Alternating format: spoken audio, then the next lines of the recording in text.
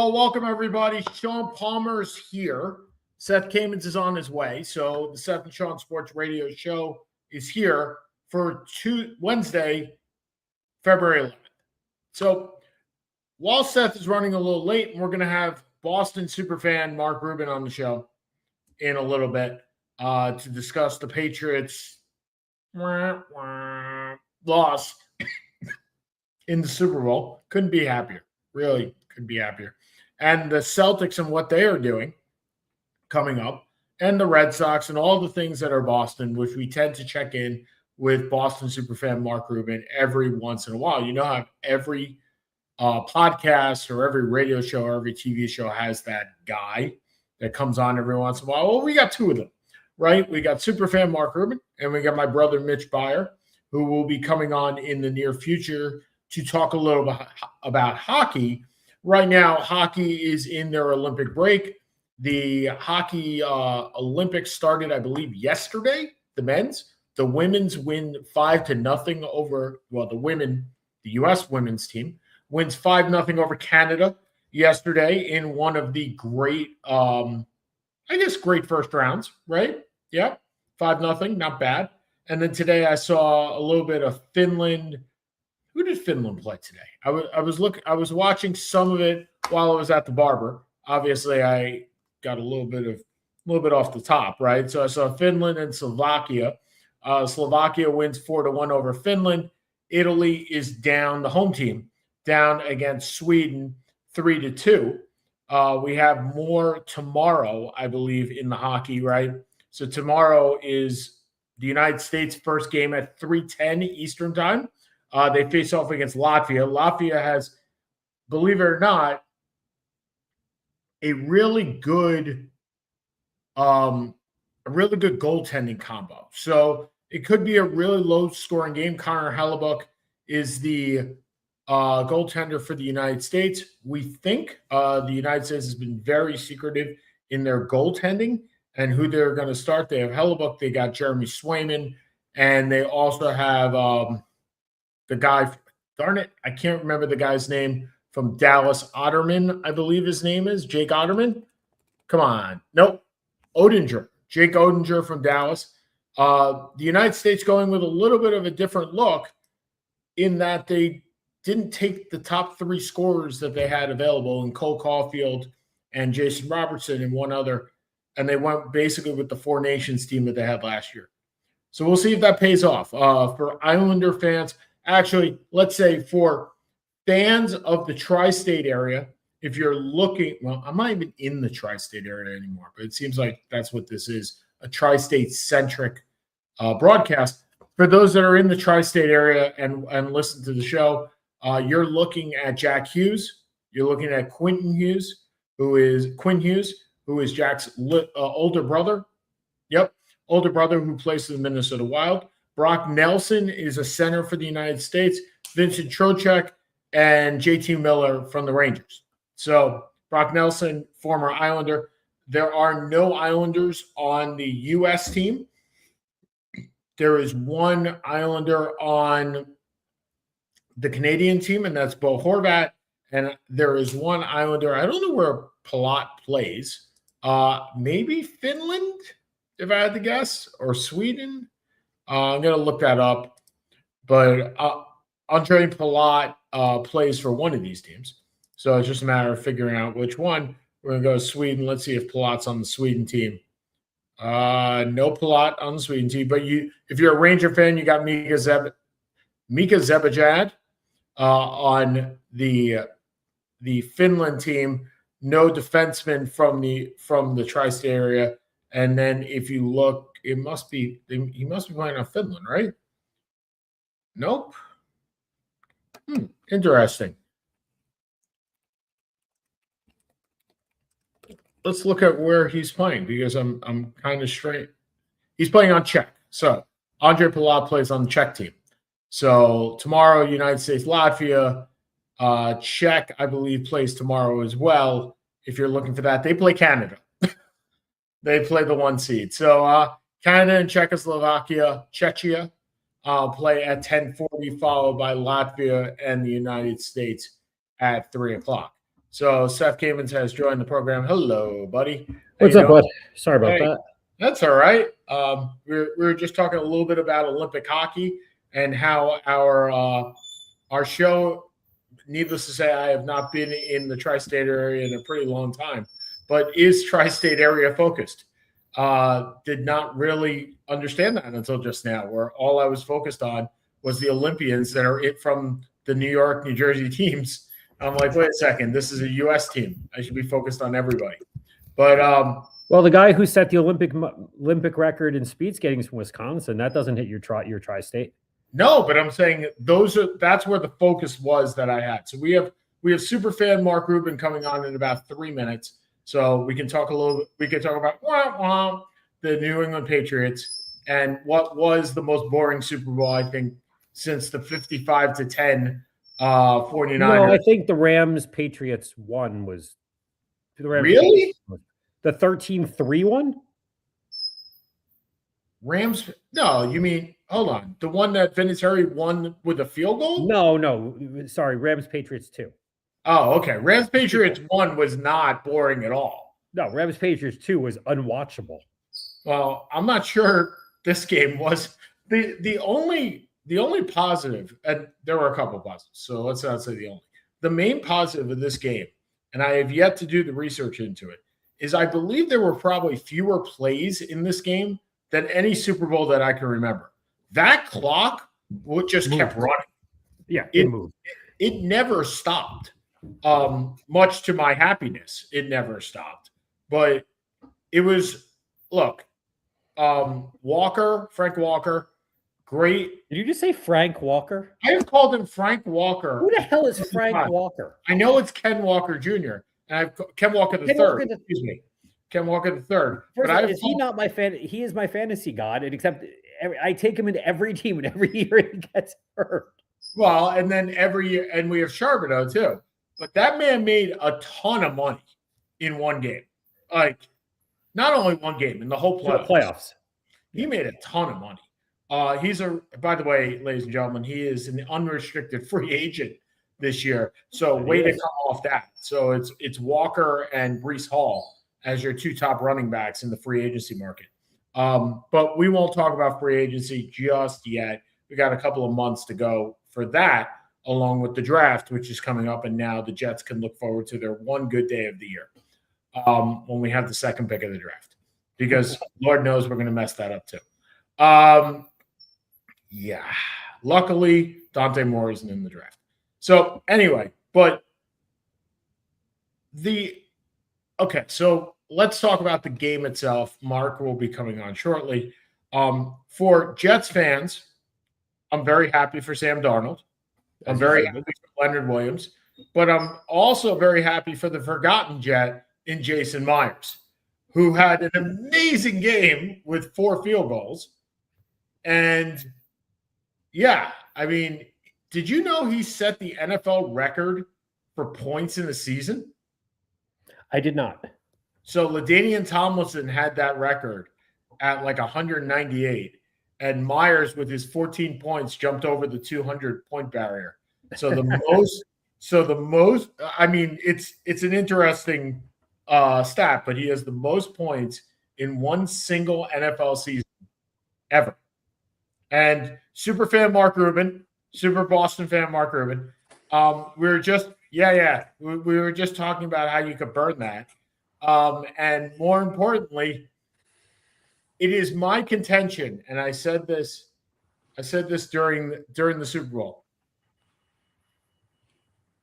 I see Drake May as a very good comparison with one Dan Marino, making the Super Bowl in year 2, and then maybe never making it again.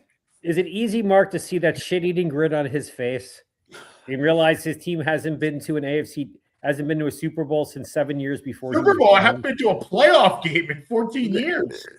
Thank you, Seth, for calling out somebody's Jets bitterness and unhappiness. Oh, I have lots of bitterness. You don't have to call it out. At least you're honest. That's the first step in recovery. The Jets are the least of the problems. But I will say, to be fair, Mark, I thought this was one of the worst Super Bowl teams I've seen in many years. I did believe that coming in.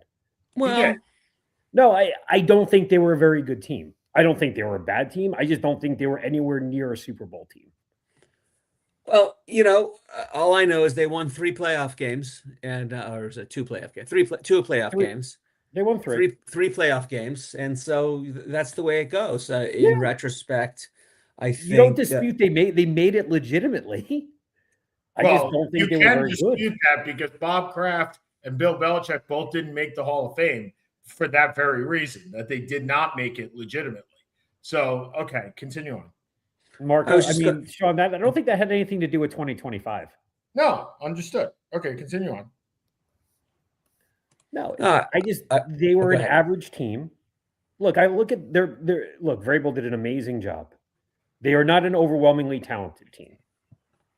You look at the offense, other than May, is there anyone, and maybe there's an offensive lineman I'm not thinking of. No, there's not. But, obviously not Will Campbell. But there's no one over average on the offensive side other than May. Well,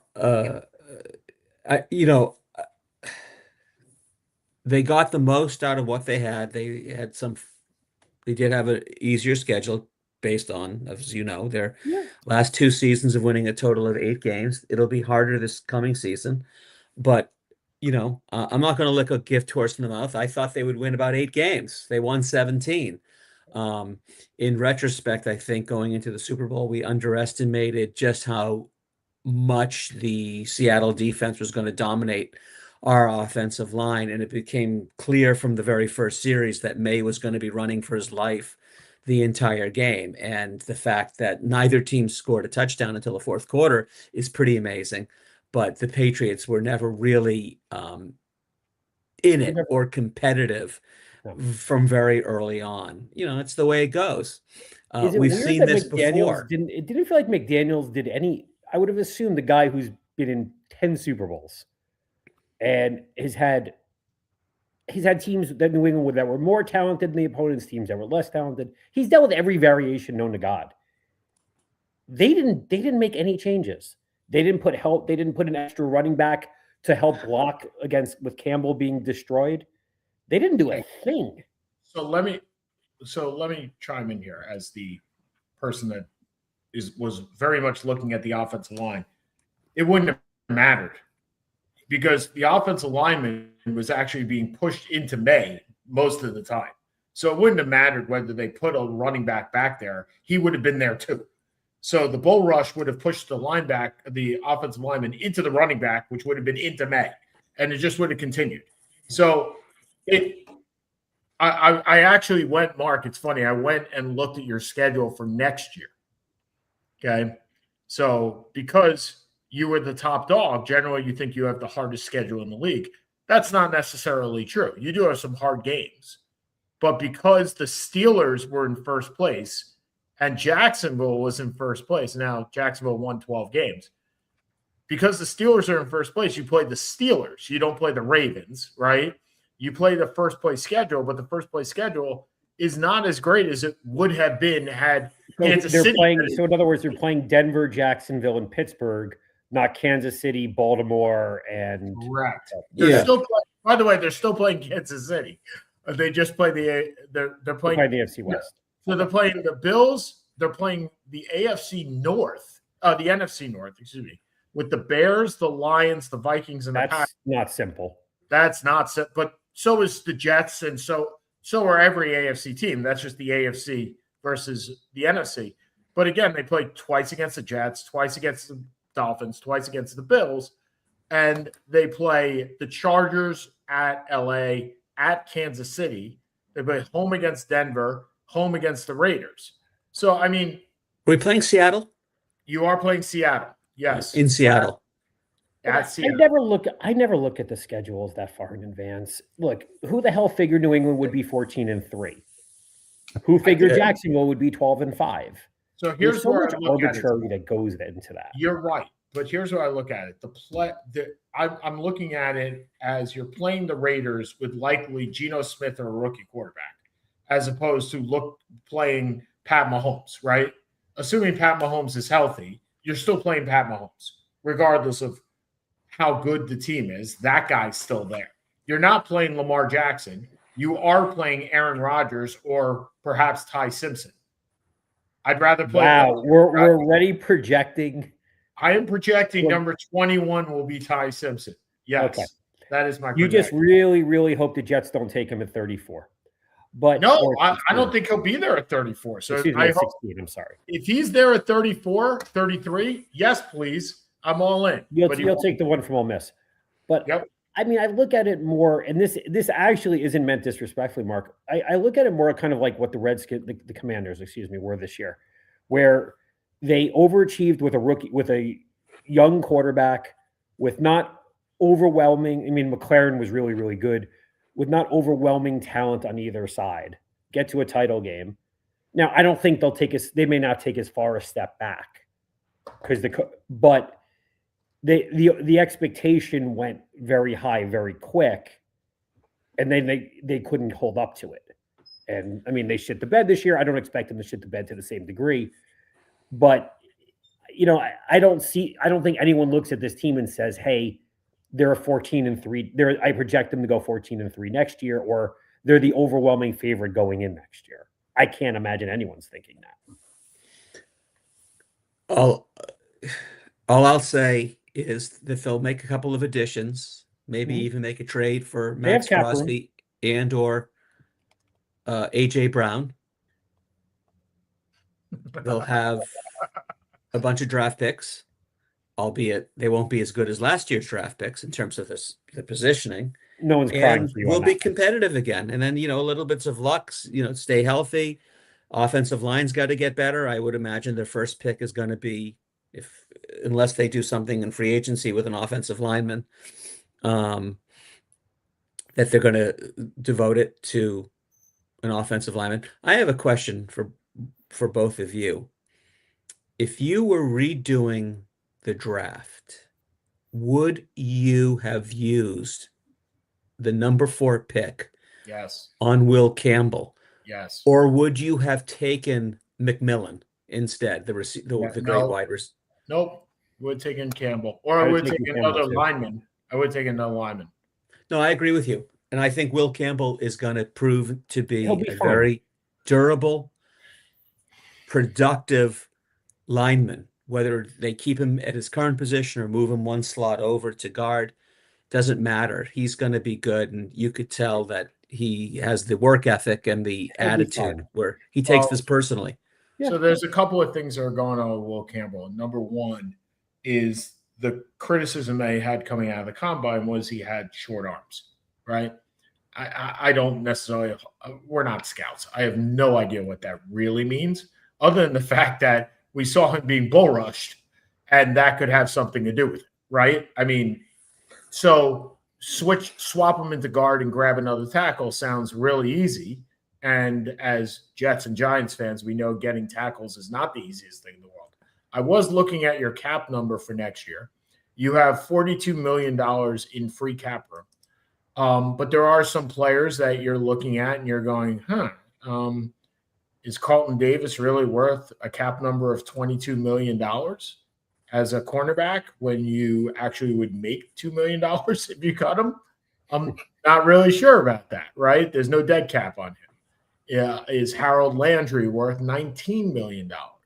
Like that, and this what he did this year. And this is where the capology comes in, right? The mechanisms behind the cap, whether you make pre-cut, June 1st or post-cut, post-June 1st. Milton Williams is on the cap for $28 million. So, I mean, there's a lot that you need to look at here as to where you're going to make those improvements. I will tell you, I don't see Hunter Henry coming back at an $11 million cap hit. Just don't. But the guy that was most impressive to me and has been all year and kind of has been his whole career is Robert Spillane. That guy came in and again did what he did with the Raiders, did what he does everywhere. He's a great middle linebacker.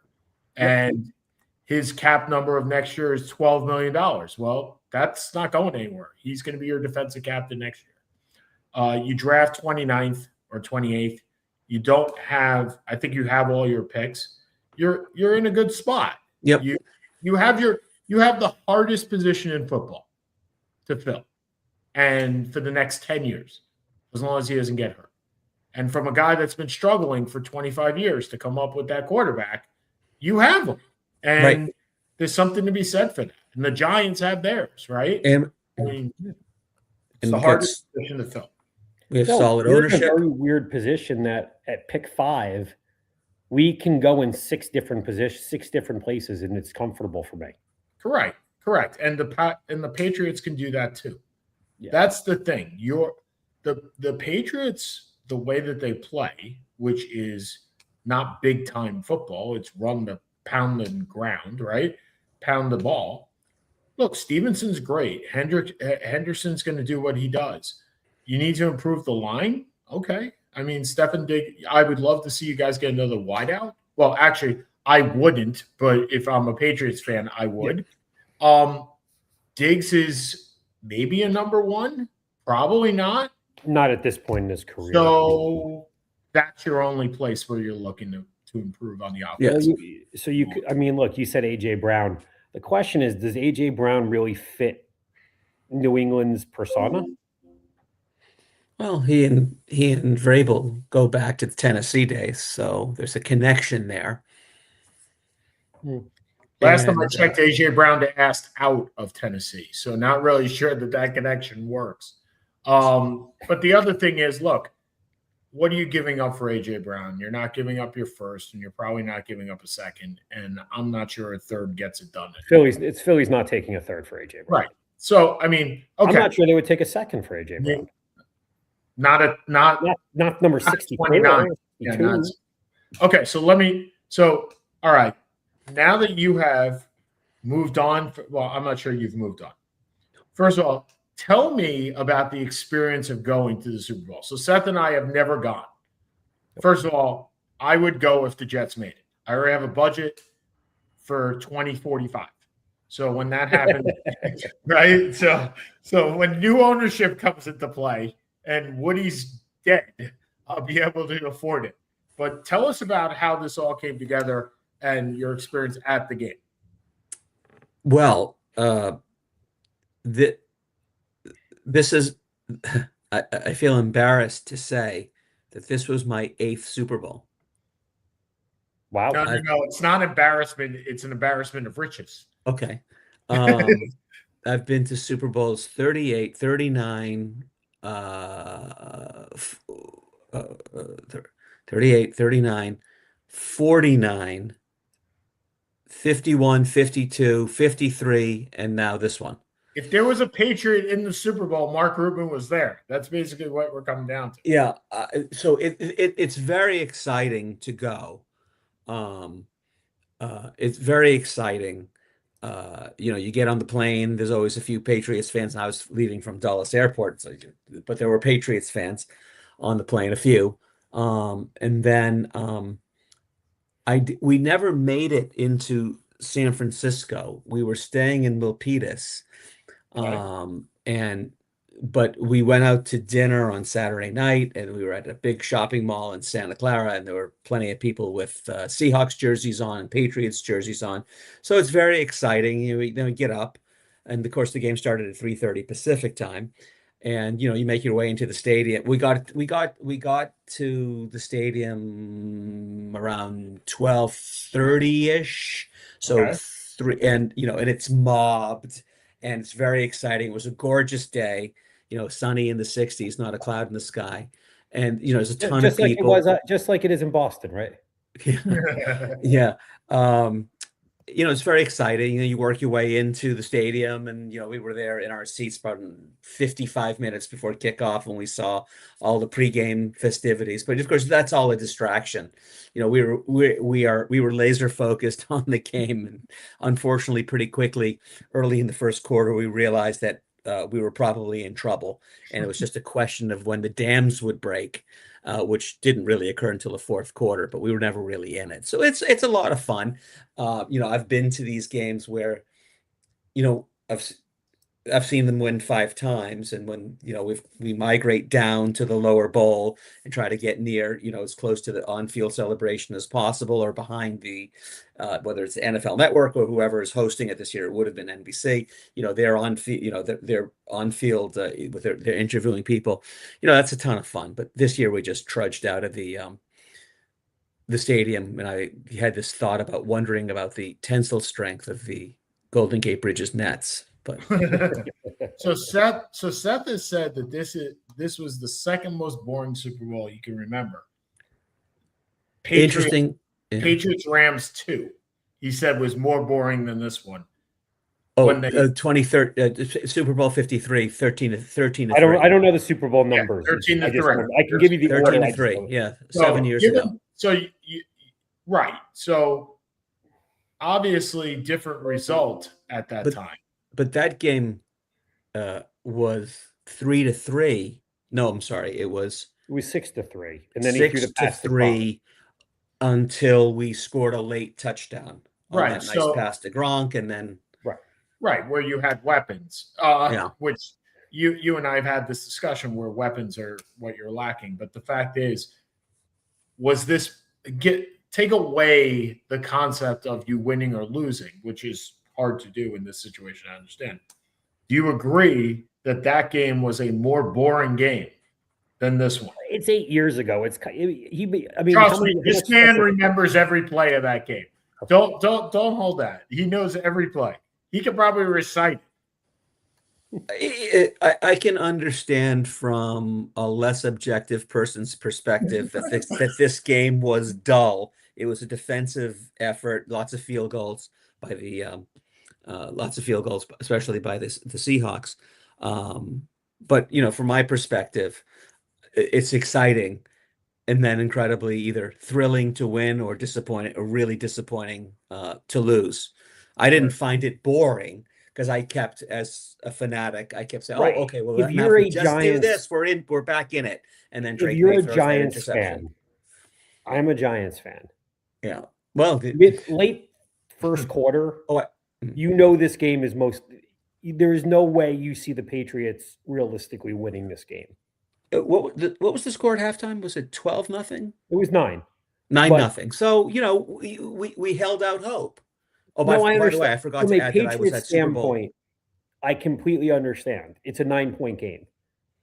From a non-Patriots standpoint, it didn't look like you were going to cross midfield.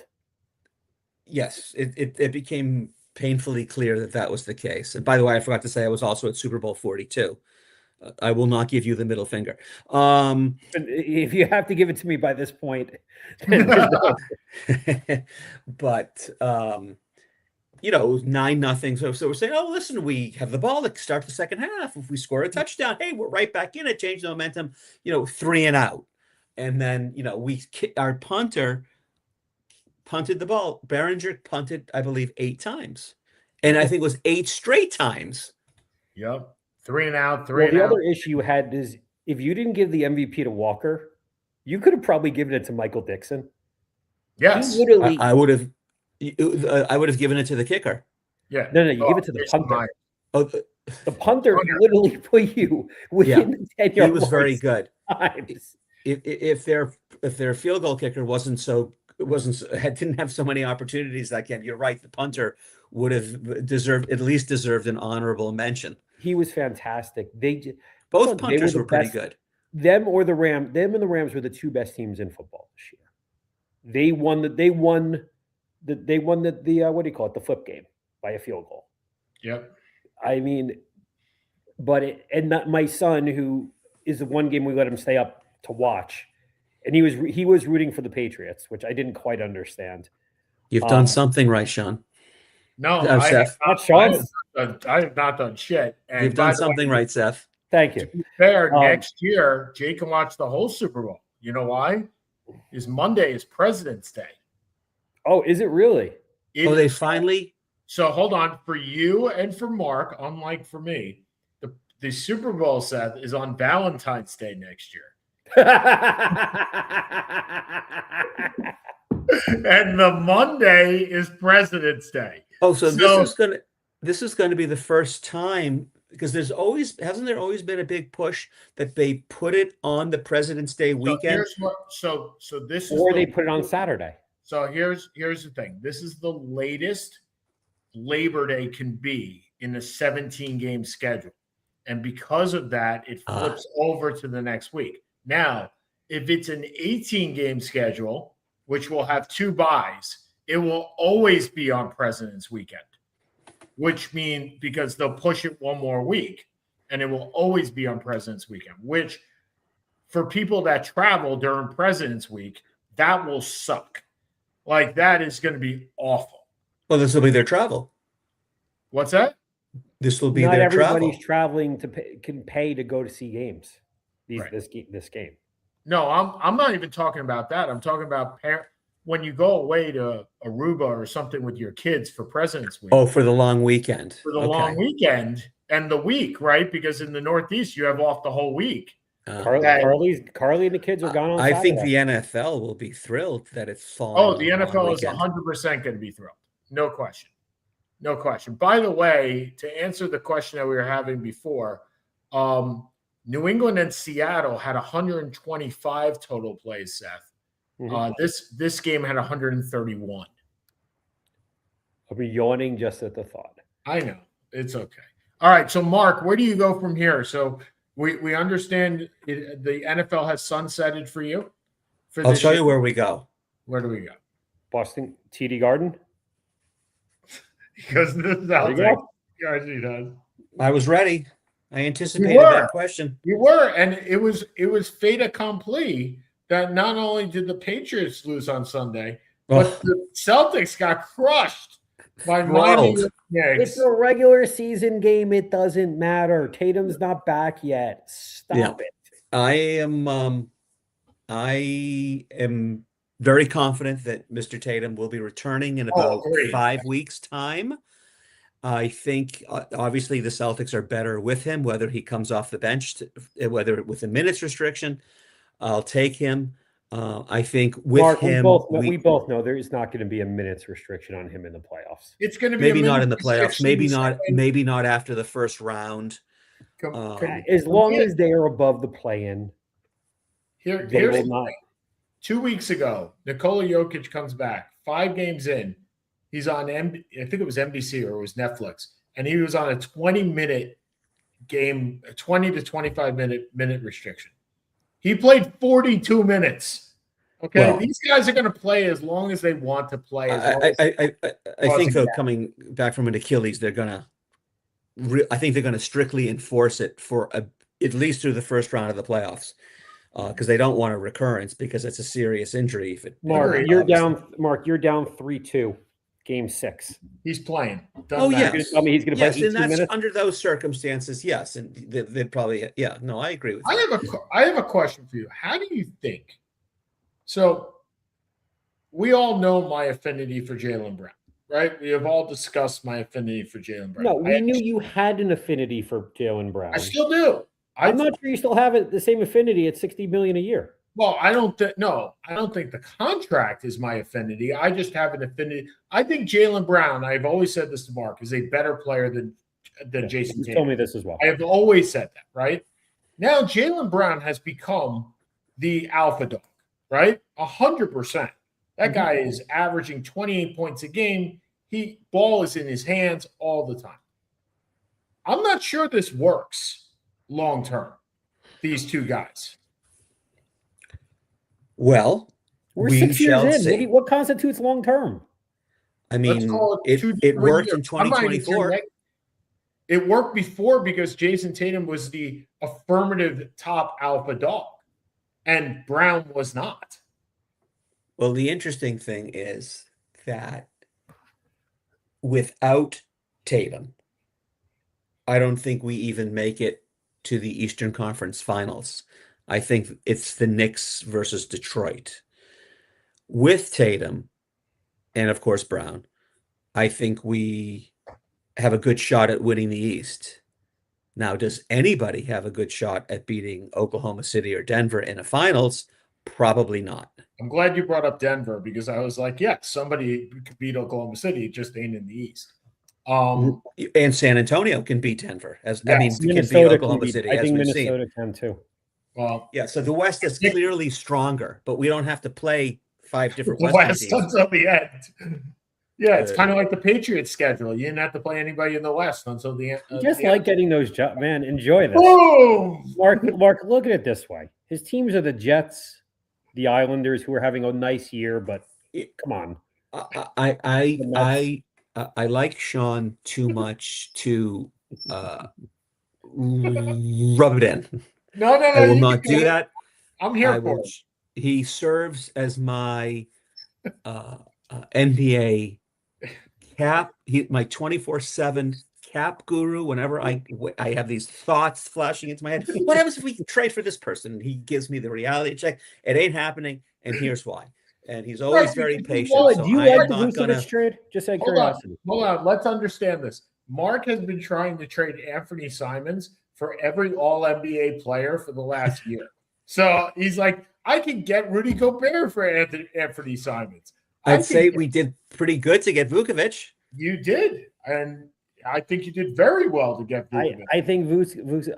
I have no idea what he has at this point. He has. I don't know what you need from him. To be fair, he needs 20 minutes off the bench where he can spot up and shoot from 3 and spread the floor. If that's he's what a good, he's a good passer. He is a good passer. He is no defend. He is not a defender whatsoever. No, but he's Jokic light.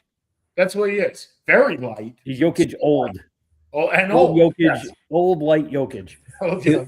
Look, he's not what he was. If you said 2 years ago trading for him, now the value to me is pretty diminished. I mean, again, he also hasn't been motivated in 4 years because that team, I think they're the worst. I think other than the Kings, they're the worst. They're the worst franchise in the NBA. Yes. I would rather be the Wizards. Hold on. Think about, okay, I'm going to give Mark some credit here. Oh my God. Think about this. They gave up somebody that wasn't in the long-term plans for somebody that's not. You know, Zach Lowe thinks they're going to re-sign him, right? Yeah, fine. But my point is, Anthony Simons was not in the long-term plan. He was never going to be re-signed. So you're trading him for Vucevic, who's earning less money, and even if he does re-sign, is not going to re-sign. No, I think Lowe said they thought they were going to re-sign Simons. Even lower Simmons. No way in hell. No. There was no way in hell. I don't know why you would when you have Tatum and Brown. It just feels redundant. And Peyton Pritchard. There was no way in hell. Well, Pritchard. I mean, I guess I like Simons better than you guys do. But I liked him. Watch Simons. I liked him quite a bit. I thought he was a solid citizen. He played defense, but Sean is right. He was not going to be re-signed at the $25 to $28 million that he was seeking. Point. So Anthony Simons has been trade bait for the last 3 years. Correct. To anybody that could take him. Correct. And the only reason that the Celtics got him is because they got off 3 years and $34 million a year of Drew Holiday to do that. Correct. So they took a negative asset for an even worse asset with the golden parachute. So he wasn't going to get re-signed by the Celtics. To get Vucevic, whatever you want to call him, is an upgrade for this year. Yes. That's it. And that's okay.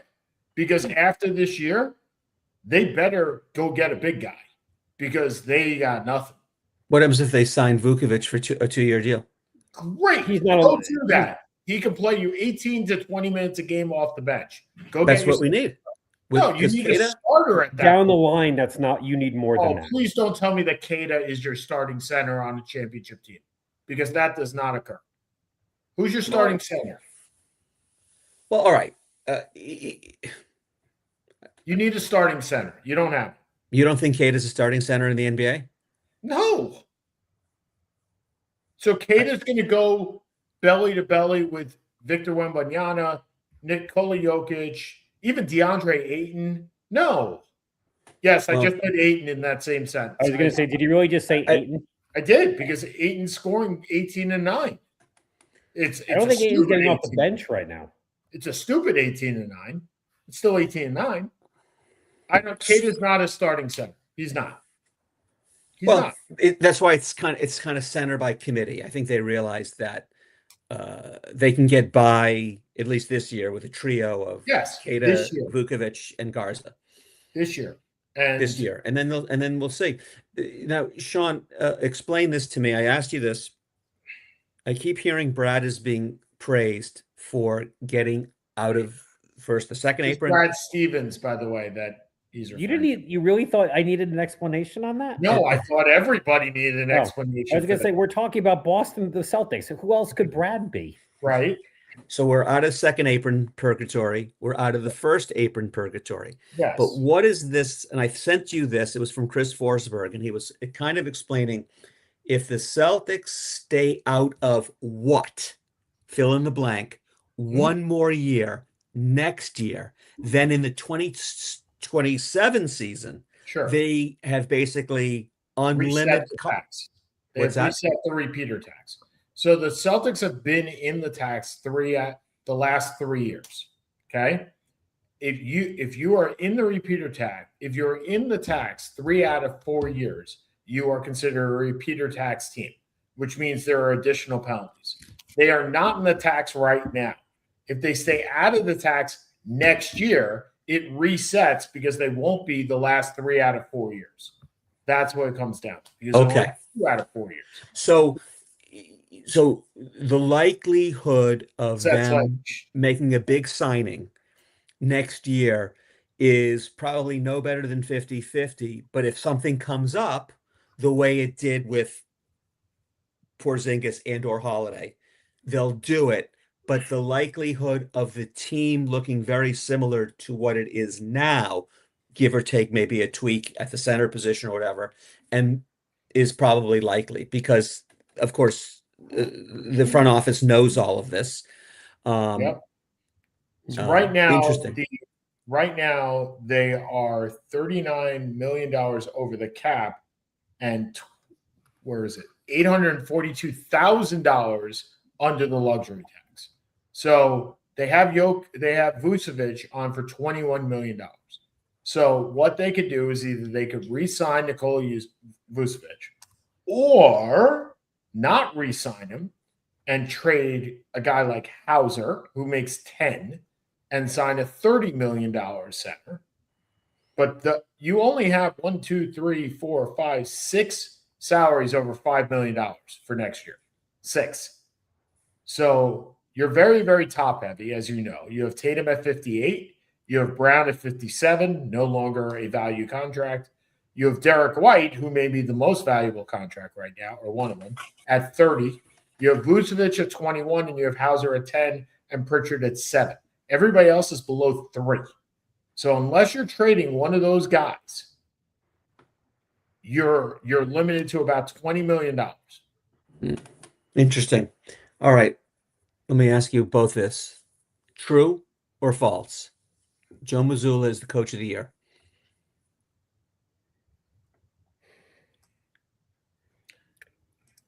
I'll wait for that to go because I have an answer. I'm taking a quick look at the West, but I'll be honest. I think he's right there. Yeah, he's a top 3 candidate. Isn't it interesting? Wait, I get the answer, don't I? Oh, sure. Go ahead. Okay, I think it's false. I think he's a top 3 candidate, but I don't think he wins. You think it's Bickerstaff, I'm assuming? No. I think it's Charles Lee in Charlotte. Let's see where they end up. You know what? That's a good choice. Playoffs. He's won 9 in a row. I mean, with that team where nobody could get anything from that team. So, yeah, I like that they got Kobe White. Like, I think they made some good acquisitions. I think they're going to make the playoffs. I think they're going to win. If they're in the play-in, they're going to win the play-in. And I think they made the playoffs anyway. So, because we know that the Bulls are the second worst organization in the NBA. So, they're going to have the 39 wins. Do you agree with me on that, Sean, or no? The Bulls are the Celtics' opponent tonight. Well, Brian Windhorst every year goes the road to 39 because they always win about 39 games. It's the road to 39. So, yeah, I mean, they don't know which way they're going. And the only way do. They're going nowhere. They have 9 guards now. No. They traded some of those. No. Even with the trades, they have like 9 guards. They don't have a center on their team. I find that hysterical. No, it's a weird tank. Yeah. Well, it's too late. Well, that's it's the problem. TLT. It's the too late tank. Utah is blatantly tanking Yeah. right now. Lots of But teams Utah, are blatantly tanking. Utah, look, a lot of teams are blatantly tanking. Yeah. But Utah, if Utah can get a top 3, and you now have Keontae George, you have Markkanen, and you have Jalen Jackson, you have the third, and you have Ace Bailey, who I don't really know what we have in him at this point. He's very good. And you get, let's say they get Peterson, or depends, or whoever the hell the guy is, whichever one they get. This is a very top-heavy draft. Yeah. They become interesting. Yep, absolutely. Absolutely. You know, the narrative with regard to the Celtics was that had Tatum not been hurt, that Stevens would have kept the team together. I'm not so sure based on his comments about the severity of the second apron's penalties. But the narrative was, had Tatum not been hurt, he would have kept the gang back together for one more year. I'm not saying the silver lining in the Achilles rupture was that getting rid of Horford and Porzingis and Holiday turned out to be good because all 3 of them have been significantly limited by injuries. Horford probably the least, but they got rid of them at perfect. They let them go. They traded him, whatever, at the perfect time. And we all thought that the Celtics would stink this year because of the lack of talent. And Mazzulla, hence my suggestion that maybe he's coach of the year, has done a great job in stitching together, albeit in a weaker East than the West. But no question. No question. So I'm excited. Will you bring Tatum back? And let's see who they have to sign. Correct me if I'm wrong, Sean. Don't they have to sign 2 players within 2 weeks of the All-Star break game? Because they only have 12. They have to have a roster of 14. Yep. So you got to figure one of them is going to be a buyout candidate. I don't think they're going to sign Cam Thomas. Cam Thomas went to the Bucks. So they can't. And because they're lower than the luxury tax, and because they're not in the first apron, they can sign any player. Where if you are above the first apron, you can't sign anybody that makes, before he was bought out, $14 million. So you have that benefit. So if you said, okay, wave your magic wand and add, I would love for them to add Chris Middleton. Okay, well, there's another swing guy that's not going to get any minutes in the playoffs. I think he'd get some minutes at the 2 guard off the bench. His veteran leadership. Hold on. And then we got to go. But all right, so swing guard your swings are Peyton Pritchard, Derek White. Well, Derek White starts. Jaylen Brown. No, my point is there's not enough minutes for all these guys. Yeah, but we have 1 guard off the bench, and it's now Pritchard. Right. And Jaylen Brown's going to play 40 out of 48 minutes. So you have 8 minutes to play. All right. But if you're going to add somebody, it might as well be somebody like a guard, a swing guard, somebody who can handle the ball a little bit. Taking a run at him. Yep. I would see Detroit making a run at him. Yep. I'd agree with that. A team that needs a shooter. Yeah. But all right, Mark. We're going to assume we go for a big guy. We're going to drop off. Have a great week. We'll talk to you later. Good seeing you, Mark. That was Superfan Mark Rubin for 40 minutes, which should have been a 10-minute spot. We love you, buddy. Fine. Yeah, we absolutely love it. Okay, what do you think of James Harden in Cleveland? I like it. Yeah. You like the trade in general for both sides? Or I do. You talked me into it a little bit. I had to kind of take a step back on it. But look, Mitchell didn't want to play with Garland. Mitchell has to win this year for you. This is all about Mitchell getting an extension if it's possible. Only way Mitchell gets an extension is if Mitchell takes an extension is if this team goes to the finals. Or not going to the finals without Garland. Or is just happy. Yeah. With Harden. And look, Harden, the one thing with Harden, obviously we know his playoff record, but he's not the number 1 here for scoring purposes. He doesn't even need to be the number 2. And if he can be as a regular season player, I don't think that's a problem. I mean, he is the two, but look, you have Mobley, you have Allen. There are so many options. This is a really good. I think this is a good fit. And because Allen and Mobley, excuse me, are such good defenders, it can kind of overtake some of his defensive issues. So for those that have followed the show, you know my nickname for James Harden The human turnstile. is the human turnstile. Exactly. And he does not play defense, and that's okay.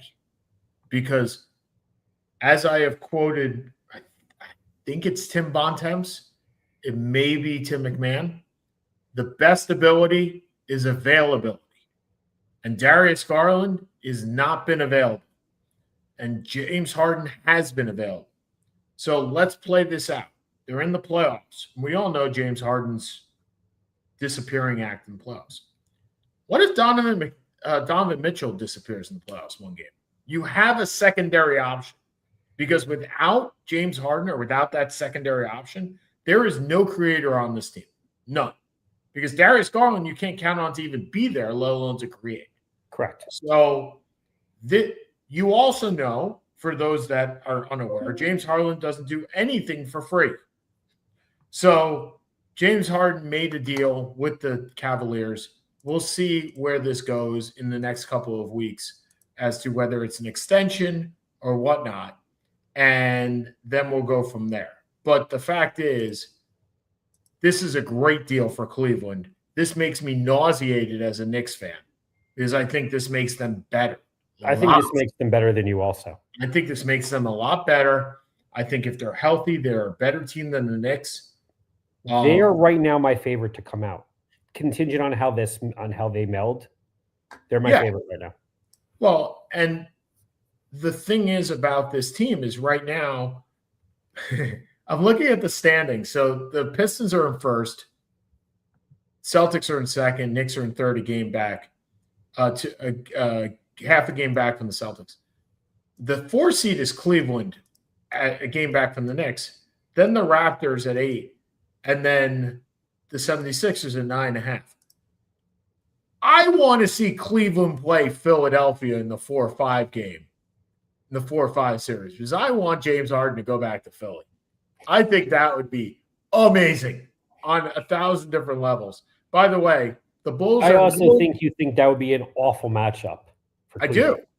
Well, because look what you have, 2 incredibly fast guards who will run them up and down the court. Well, here's the thing I love. Here's why I want that. Both of those matchups are bad for the Knicks. Yes. So knock one of them out. Let me ask you something. And I don't mean this in a bad way. That's fine. What matchup is really good for the Knicks?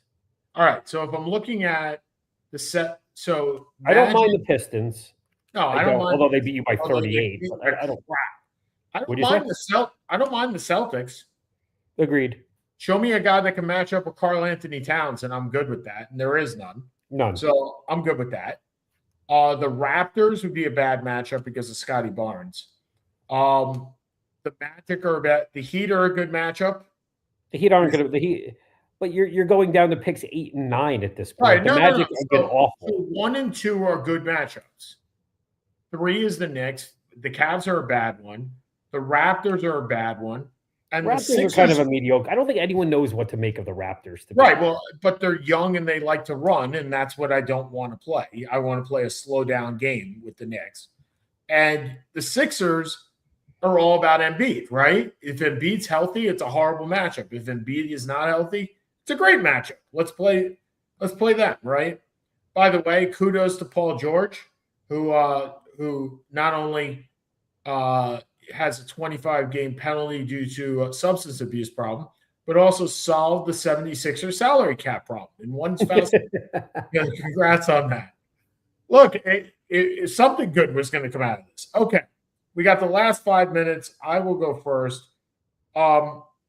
Look, this isn't sports related so much, but it was a sports movie.